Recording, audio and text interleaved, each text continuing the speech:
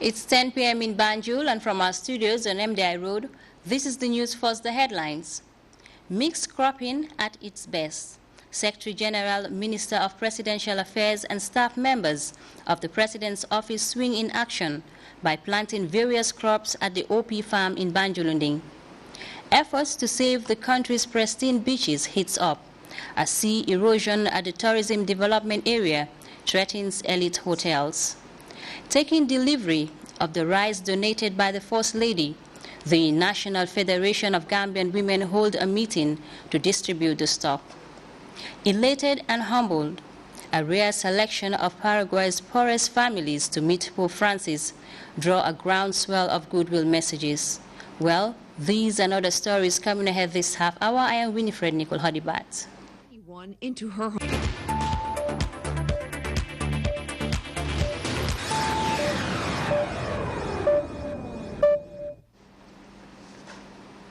Thanks for joining us.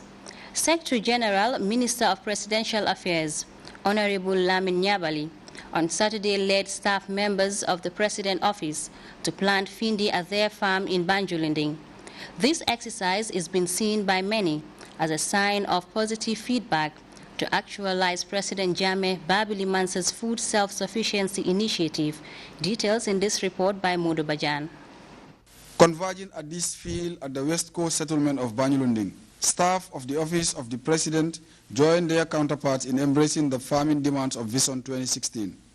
As stated by the Secretary General and Minister of Presidential Affairs, Lamin Nyabali, who went on that their inspiration is from President Jammeh, the move is befitting at especially a time when the actualization of Vision 2016 is looming. Inspiration is one, but we also believe in his philosophy. We believe in his food sufficiency drive. And as such, we should ensure that we emulate his example as much as possible. That's why, as an office, we sorely need to cultivate our own farm. It's a 6-hectare farm, 3 hectares Findo, the other 3 hectares maize and granules. We are here today to broadcast the Findo. When we finish that, we also sow the groundnut and maize. With the availability of machinery and other farm inputs, a tractor was employed in preparing the ground with further plowing. Workers thereupon carried on with the planting of Findi. The Acting Director General of NARI, Ansumana Jaju, delved on this. One key message about the Findi that we're talking about is a very felt need crop in this country. Why is that? Because it was seen to be a hungry season crop. It matures very early, and it is less labor intensive. It's even taking a significant gap in terms of filling the requirement of Division 2016, because it's like cutting the requirement of the rice intake to be substituted by Findi. We must shift the paradigm a little bit to answer to the need of the country. As far as Vision 20 is concerned, it's not only about rice. Demarcations were carried out to spot areas where the various crops, including Findi, groundnuts and maize, were to be planted. Planting all the half of the 6-hectare field with Findi, Secretary General Nyabali and agric officials alike took turns to dilate on the necessity for such. Findo is a very rich crop. His Excellency the President has been saying that. Findo has high value. That's why we sorely need to do Findo and other crops. But you should also understand that in this day and age of climate change and variability, if you have the means, you don't cultivate only one crop. So that's why we decided to do multi-cropping on this 6-hectare farm. Among many West Coast settlers, the paramount chief, Alaji Demba Sanyang, was at the farm work. President Tonya Alpha Kendelomo and Kibabul Kamimfo is living by example. We are blessed with an exemplary leader whose objectives we should all support, he said. Also giving his inputs on the significance of diversifying production in relation to the actualization of the country's food self-sufficiency initiative was the Deputy Minister of Agriculture, Usman Jammeh. One particular thing that strikes me most is the fact that we are also promoting the cultivation of Findi. It's a very important crop for this country. It's a traditional crop. It is also important these days now because of the drought, the climate change. And looking at the vision also, we also realize that other crops are also important. So the vision has been revised so that we take other commodities into consideration. So now we have rice and other strategic commodities like finley. Secretary General Nyabali, who also dilated on the importance of his team's intervention, re-echoed the need for greater participation in the realization of President Jammeh's farming endeavors. I hope that so many institutions, including ministries, will also follow suit. I know some institutions are already cultivating farms, but I urge all the ministries to ensure they also cultivate their own farms. Not only ministries, but also individuals. It requires collective action. Collective action will do the trick. The efforts of Office of the President and their collaborators was all along hailed for venturing into farming for the better.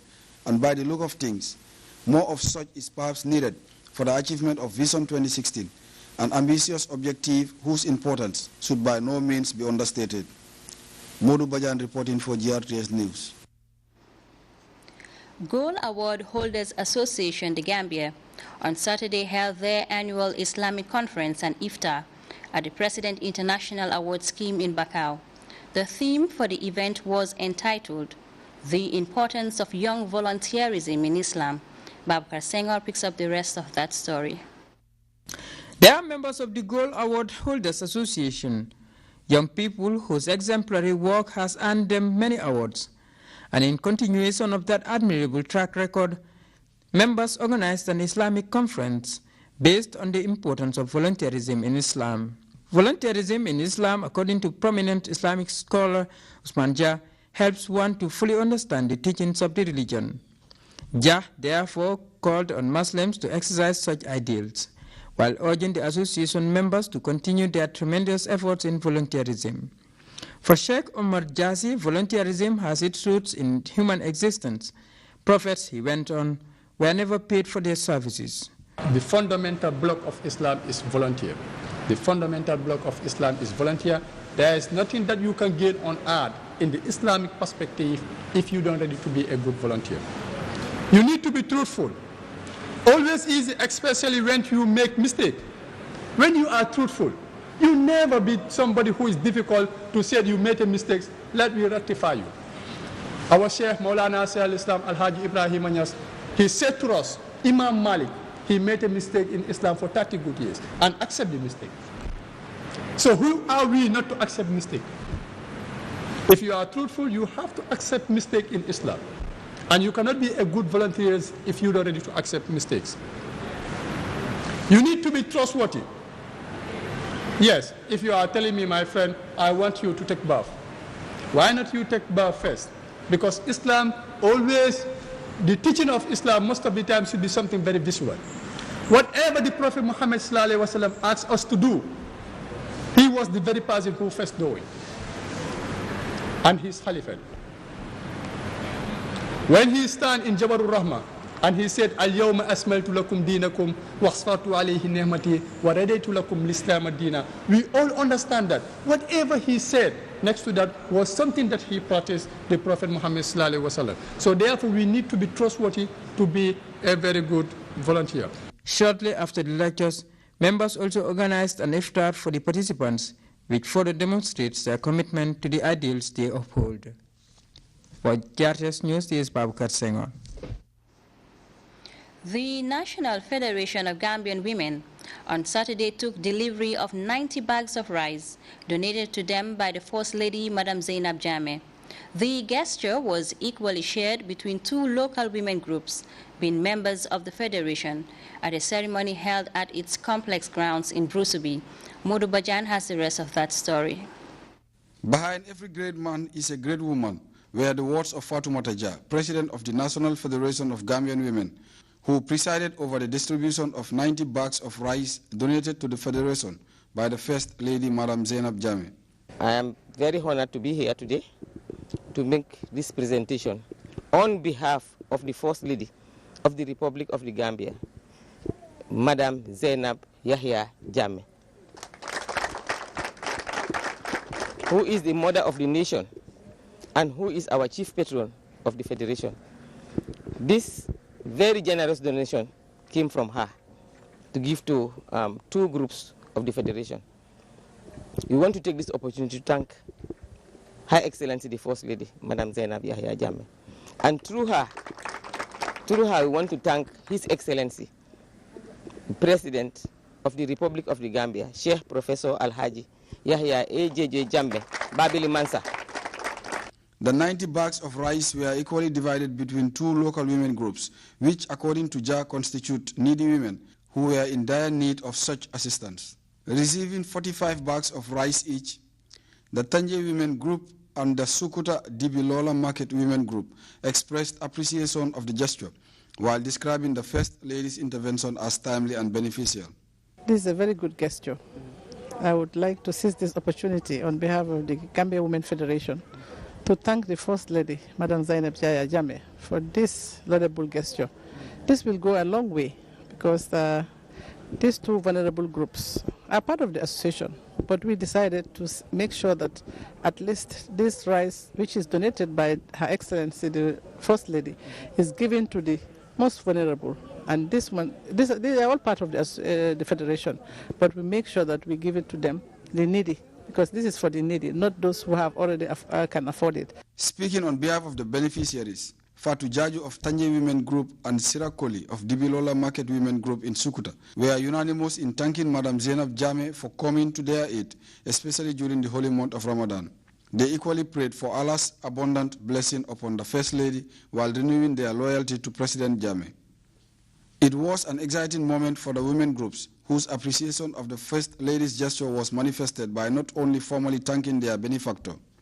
It was also conveyed in ways such as this praising song by Ajara Jata of Sukuta, as the donation will at least put some smiles on the faces of the women.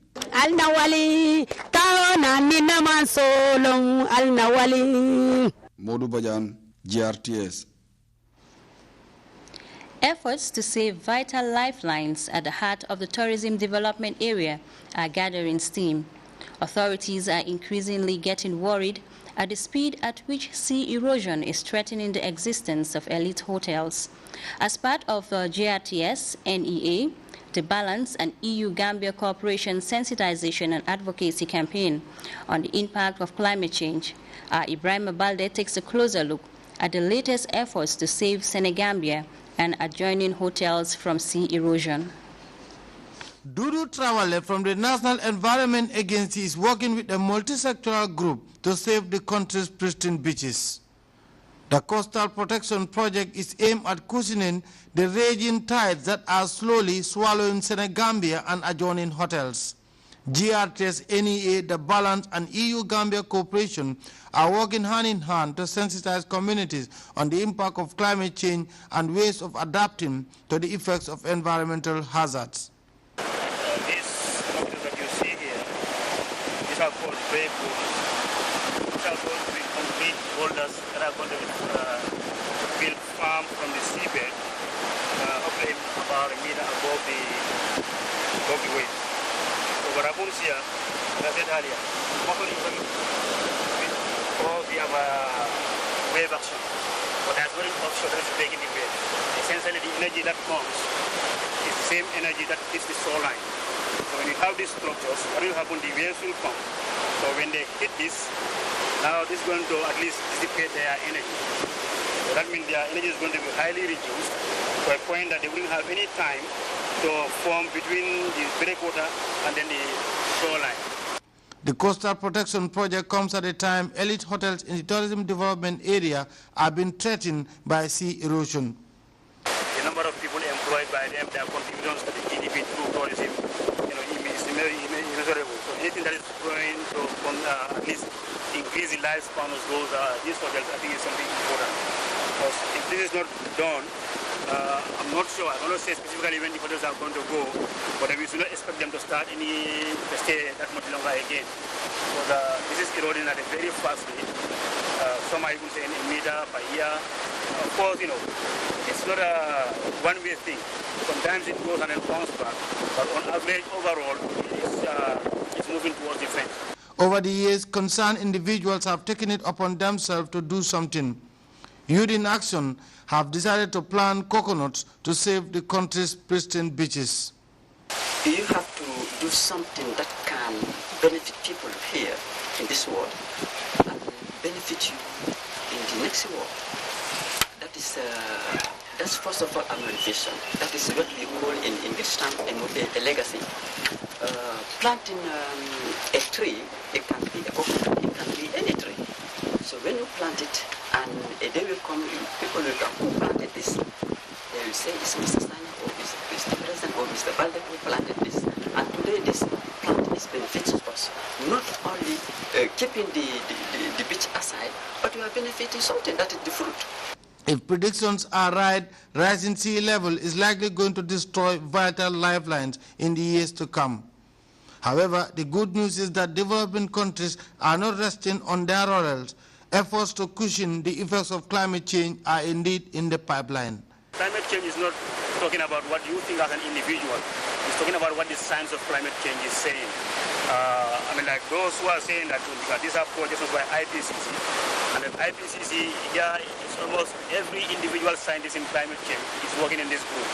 So, I mean, they do modeling. They don't just come and talk about it. So they model and then tell you this particular place is low-lying. So with this meter rise in sea level, of course, we are going to see an inundation of the whole land.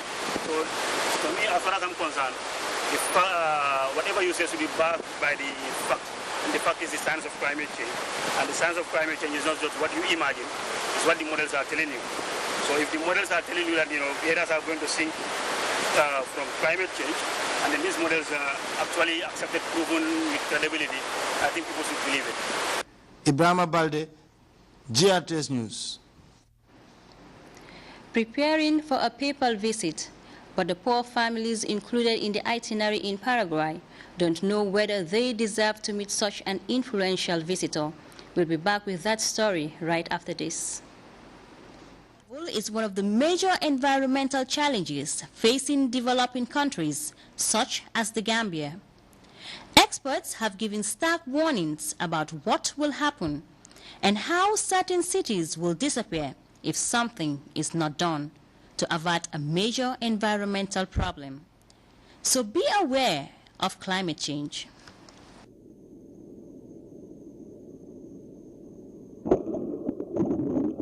Banjul, Gambia. This West African city is nestled up beside the Atlantic Ocean and faces the threat of rising sea levels. On top of that is the possibility of coastline erosion, which increases the chance that the city will submerge underwater.